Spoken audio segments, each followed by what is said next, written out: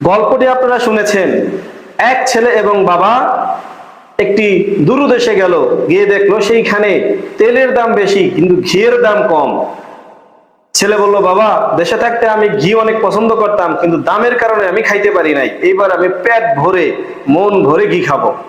বাবা বলল, না রে বাবা, যেই দেশে তেলের দাম বেশি ঘিয়ের দাম কম সেই দেশে ইনসাফ নাই, বড় কোনো বিপদ হইতে পারে, তুমি ঘি খাইও না।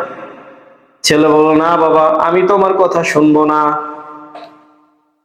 ছেলে তো ইচ্ছা মতো ঘি খাইলো, ঘি খায় আর মোটা হয়, ঘি খায় আর মোটা হয়।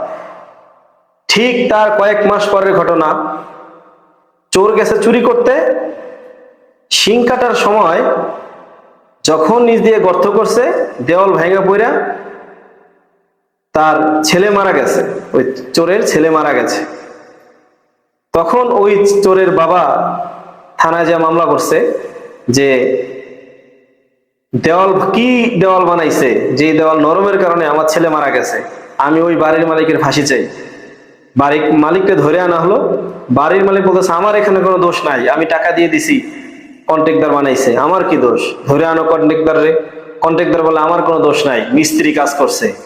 মিস্ত্রি বললো, রে ভাই, আমার কোনো দোষ নাই, আমি যখন পানি মিলানো ধরছি তখন হঠাৎ করে একটা হাতি এখান দিয়ে দৌড়ে গেছে, আমার পাছায় লাইগা পানি পড়ে গেছে বেশি, যার কারণে যেই মশলা নরম হয়েছে, তাই কাঠনিটাও নরম হয়েছে।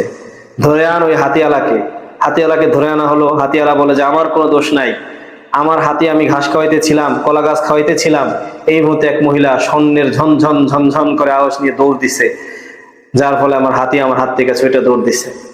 সেই মহিলাকে ধরে আনা হলো। মহিলা বলতেছে যে, আমার কোনো দোষ নাই, দোষ স্বর্ণকারের, আমি তো ঝনঝনানি দিতে চাই নাই, কিন্তু স্বর্ণকারে হুদাই ঝনঝনানি দিছে, ধরে আন। এখন ওই স্বর্ণকারের কোনো অজুহাত নাই, ফাঁসিকার স্বর্ণকারের ফাঁসি। কোন ঘটনা? সেই ঘটনা, চুরির ঘটনা। ফাঁসি পড়তেছে স্বর্ণকারের গলায়। স্বর্ণকারের গলায় ফাঁসি দিন দূর দেশ থেকে দড়ি আনা হলো, কিন্তু স্বর্ণকার এতই চিকন, কিন্তু তার গলায় কোনোভাবেই সেই দড়ি লাগতেছিল না। এখন চিন্তা করতেছে, এই দড়ি কার গলায় লাগে? অনেক মোটা দড়ি।